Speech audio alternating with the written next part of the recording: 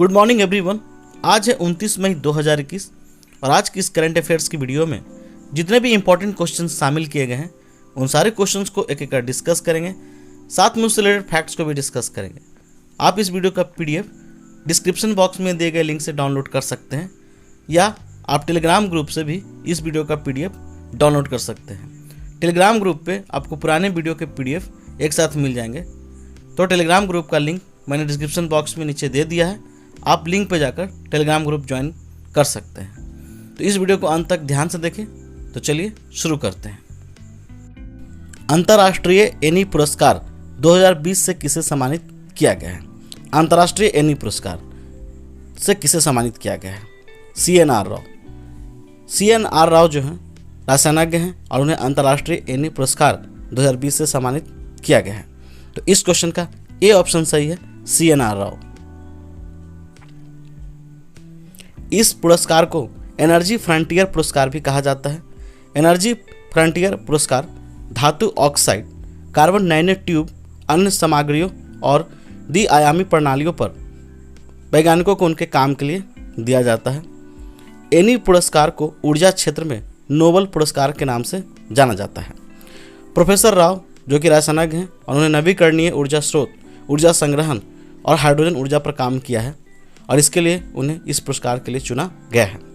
यह पुरस्कार इटली के रोम शहर में दिया जाएगा और इटली के रोम जो है वो इटली की राजधानी है और इटली के राष्ट्रपति कौन है? तो सर्जियो मैटेरेला। और इटली की मुद्रा क्या है? यूरो। करंट से रिलेट करते हैं तो हाल ही में इटली में स्थित सक्रिय ज्वालामुखी पर्वत एटना में विस्फोट हुए हैं। अन्य ऑप्शंस को देखते हैं।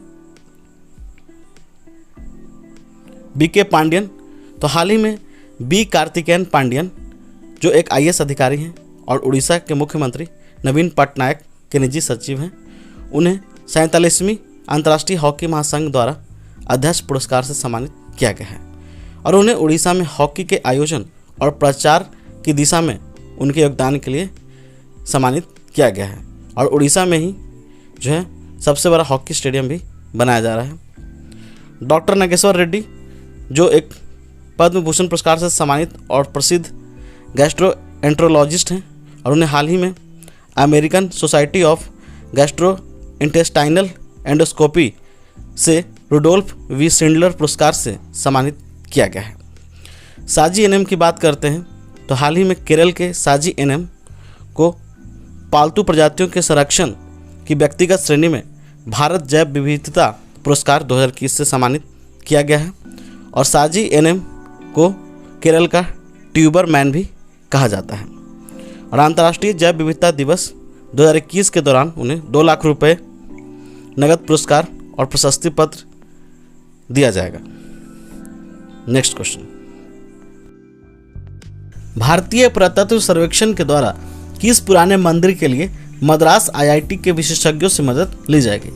किस पुराने मंदिर के लिए मद्रास IIT के विशेषज्ञों से मदद ली जाएगी? कैलाशनाथ मंदिर।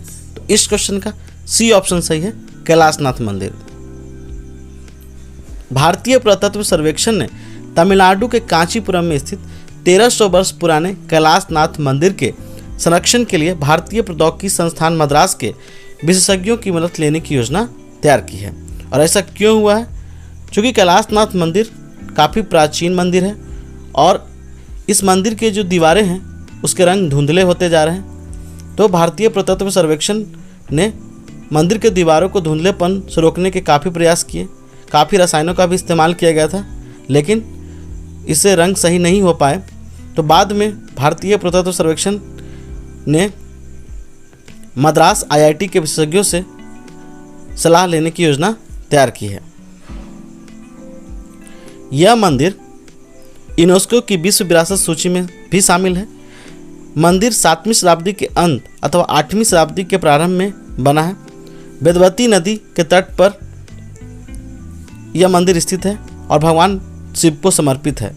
इस मंदिर का निर्माण पल्लव राजा सिम्हा ने किया था, जिसे नरसिंह वर्मन द्वितीय के रूप में भी जाना जाता है।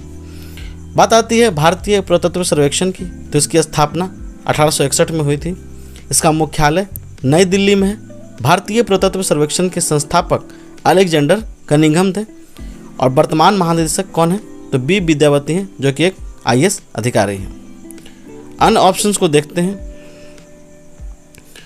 लिंगराज मंदिर जो उड़ीसा के भुवनेश्वर में स्थित है, और यह जो मंदिर है कलिंग वास्तुकला का सर्वोत्कृष्ट उदाहरण है, और यह भी भगवान शिव को समर्पित है।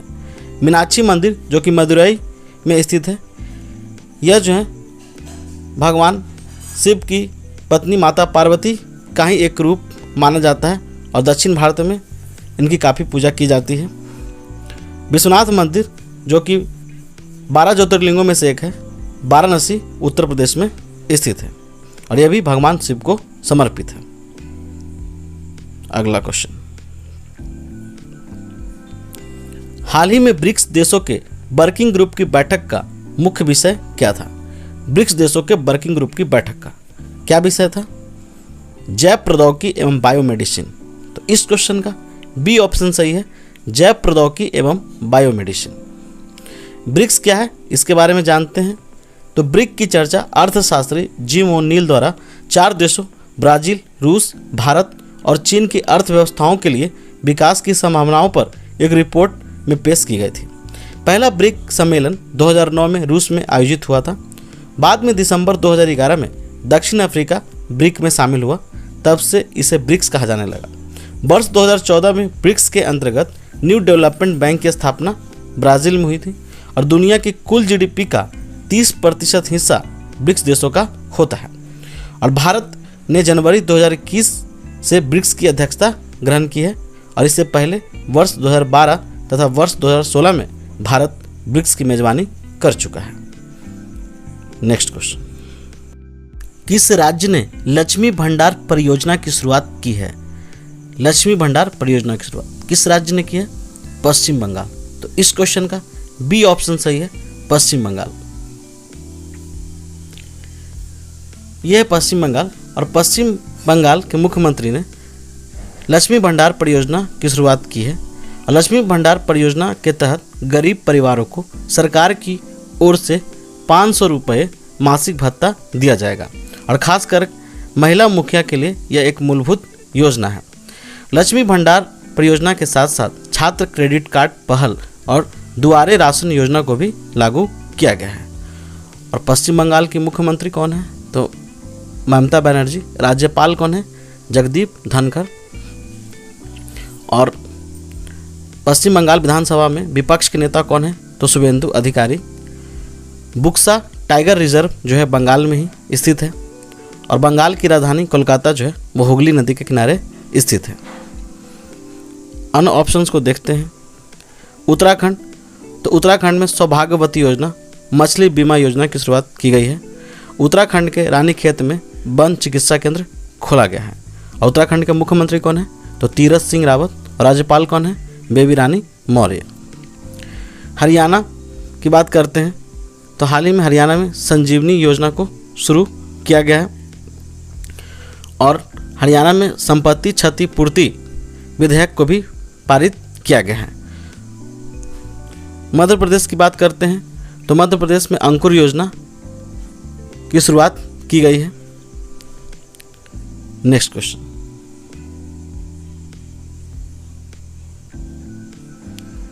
किसने गोल्डन बूट पुरस्कार 2020-21 जीता है? गोल्डन बूट पुरस्कार किसने जीता है? Harry Kane. तो इस क्वेश्चन का सी ऑप्शन सही है, हैरी केन ने गोल्डन बूट पुरस्कार 2020-21 जीता है। टोटेनहम के हैरी केन ने 2020-21 सीजन में 23 गोल दर्ज करके तीसरी बार प्रीमियर लीग गोल्डन बूट पुरस्कार जीता है। पिछले 7 वर्षों में 5वीं बार केन इंग्लिश टॉप फ्लाइट में 20 गोल का आंकड़ा पार किया है। गोल्डन बूट या गोल्डन शूज अवार्ड उस खिलाड़ी को दिया जाता है जिसने फीफा विश्व कप में सर्वाधिक गोल किए हों, और इस अवार्ड की शुरुआत 1982 में हुई थी। नेक्स्ट क्वेश्चन, खुफिया एजेंसी मोसाद के नए प्रमुख किसे नियुक्त किया गया है? कौन सी एजेंसी? तो मोसाद। और ये कहाँ की एजेंसी है? तो इजराइल की है। इसके प्रमुख किसे नियुक्त किया गया है? डेविड बॉर्निया। तो इस क्वेश्चन का बी ऑप्शन सही है, डेविड बॉर्निया को इजराइल की खुफिया एजेंसी मोसाद के नए प्रमुख के रूप में नियुक्त किया गया है। ईरान और फिलिस्तीन के साथ जारी तनाव के बीच इजरायल ने अपनी खुफिया एजेंसी मोसाद के चीफ को बदल दिया है और प्रधानमंत्री बेंजामिन नेतन्याहू ने इजरायली एलीट कमांडो फोर्स सायरेट मटकल के पूर्व सदस्य डेविड बोर्निया को मोसाद का नया प्रमुख नियुक्त किया है और बोर्निया 2015 से इस पद पर तैनात योसी कोहेन का स्थान लेंगे। योसी कोहेन वही चीफ हैं जिनके कार्यकाल के दौरान मोसाद ने विदेशों में कई सफल खुफिया ऑपरेशन को अंजाम दिया है। और हाल ही में इजरायल और फिलिस्तीन संघर्ष में एक संगठन का भी नाम आता है जिसका नाम है हमास। वो फिलिस्तीन का संगठन है और इजरायल उसे आतंकवादी संगठन मानता है। नेक्स्ट क्वेश्चन, दुनिया का पहला तैरता हुआ इको फ्रेंडली हाउस कहाँ लॉन्च किया गया है? तैरता हुआ इको फ्रेंडली हाउस कहाँ लॉन्च किया गया है? दुबई में। तो इस क्वेश्चन का बी ऑप्शन सही है, दुबई। यह तैरता हुआ इको फ्रेंडली हाउस का नाम नेपच्यून है और इसे दुबई स्थित सीगेट शिपयार्ड के द्वारा अल हमरा बंदरगाह पर लॉन्च किया गया है और वह इस तरह का प्रयास दुबई को विश्व पटल पर मुख्य टूरिस्ट प्लेस और निवेश स्थान के रूप में लाना है। नेक्स्ट क्वेश्चन, गुट निरपेक्ष आंदोलन यानी कि नॉन अलाइंड मूवमेंट राष्ट्रों के स्वास्थ्य मंत्रियों की बैठक कहाँ आयोजित की गई है?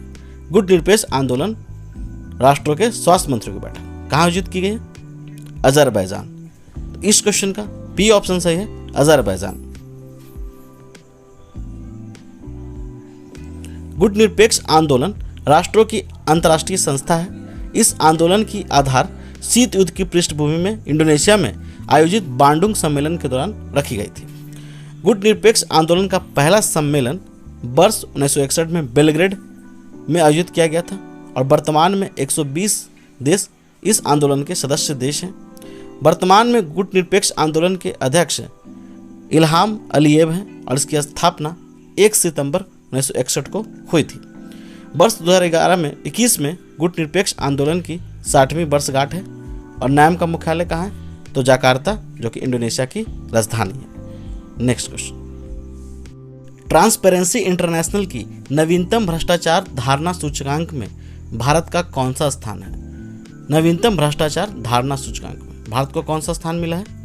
80वां। तो इस क्वेश्चन का ये ऑप्शन सही है, 80वां। ट्रांसपेरेंसी इंटरनेशनल की इस नवीनतम रिपोर्ट में डेनमार्क और न्यूजीलैंड 87 अंकों के साथ पहले स्थान पर हैं, जबकि भारत 41 अंकों के साथ 80वें स्थान पर है। इससे पहले वर्ष 2020 में 180 देशों में भारत का स्थान 86वां था। ट्रांसपेरेंसी इंटरनेशनल की बात करते हैं तो ट्रांसपेरेंसी इंटरनेशनल एक अंतर्राष्ट्रीय गैर सरकारी संस्था है जो भ्रष्टाचार के निवारण पर अपना ध्यान केंद्रित करती है और इसका मुख्यालय जर्मनी की राजधानी बर्लिन में है और इसकी स्थापना 1993 में हुई थी। नेक्स्ट क्वेश्चन, अमेजॉन कंपनी के सीईओ किसे नियुक्त किया गया है? किसे नियुक्त किया गया है? Andy Jassy. तो इस क्वेश्चन का बी ऑप्शन सही है, एंडी जेसी को अमेजॉन कंपनी के सीईओ के रूप में नियुक्ति दी गई है। तो दोस्तों, ये था आज का करंट अफेयर्स। अगर आपको वीडियो थोड़ा भी हेल्पफुल लगता है तो इस वीडियो को लाइक, चैनल को सब्सक्राइब और दोस्तों के साथ शेयर करना बिल्कुल ना भूलें। धन्यवाद।